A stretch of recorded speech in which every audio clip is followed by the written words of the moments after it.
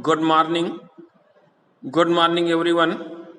और आज हम लोग सामाजिक विज्ञान में जो चैप्टर पढ़ रहे थे भारत में राष्ट्रवाद, तो उसी में हम एक अगले टॉपिक की बात करते हैं कि प्रथम विश्व युद्ध के समय में जो भी जनधन का नुकसान हुआ, तो उस समय भारतीय अर्थव्यवस्था में क्या प्रभाव पड़ा। इस प्रथम विश्व युद्ध का भारतीय अर्थव्यवस्था में क्या प्रभाव पड़ा, इसके बारे में कुछ बातें आज हम करते हैं।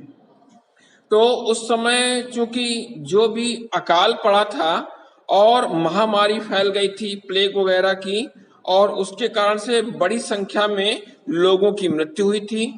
1921 में जब जनगणना की गई तो उसके आंकड़ों के अनुसार जो अकाल पड़ा था, महामारी था, उसमें लगभग 130 लाख लोग मारे गए थे। और गांव में सिपाहियों को जबरदस्ती भर्ती किया जाता था, जिसके कारण ग्रामीण इलाकों में व्यापक गुस्सा फैला था लोगों में कि जबरदस्ती सिपाहियों को भर्ती किया जाता था, क्योंकि प्रथम विश्व युद्ध में भारत से सैनिक भेजे जाने थे। इसके अलावा 1918 और 19 में तथा 1920 और 21 में देश में बहुत सारे हिस्सों में फसल भी खराब हो गई और इससे खाद्य पदार्थों का भारी किल्लत हो गई, अभाव शुरू हो गया। साथ में रक्षा व्यय जो बढ़ा दिया गया, इसमें काफी इजाफा कर दिया गया और जो भी खर्च आया एक्स्ट्रा, उस खर्चे की भरपाई करने के लिए युद्ध के नाम पर कर्जे लिए गए और टैक्स में वृद्धि कर दी गई। और साथ में ये भी ध्यान रखना है कि सीमा शुल्क को बढ़ा दिया गया और आयकर शुल्क शुरू किया गया उस समय।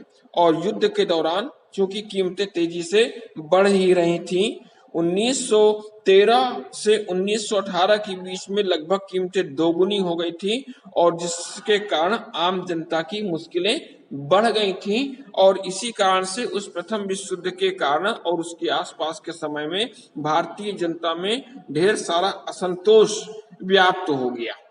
इसके बाद एक टॉपिक पे चर्चा हम लोग आज और करेंगे और उसमें वो बात कर रहे हैं स्वराज पार्टी का गठन।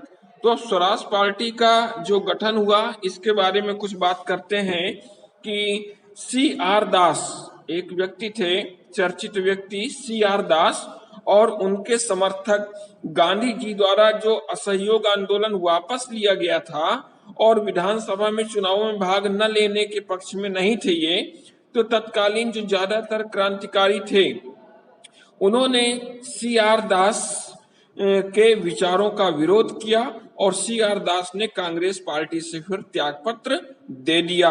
इसके बाद C.R. दास ने कांग्रेस से पृथक होकर के एक पार्टी बनाई और उस पार्टी को क्या कहा गया? स्वराज पार्टी कहा गया।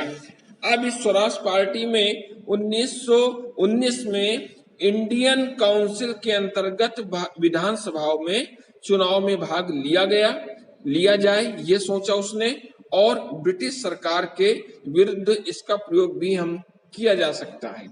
फिर स्वराज पार्टी में क्या क्या उद्देश्य लेकर के ये पार्टी आई थी, तो भारत के लिए स्वराज्य प्राप्त करना ये इसका मेन उद्देश्य था।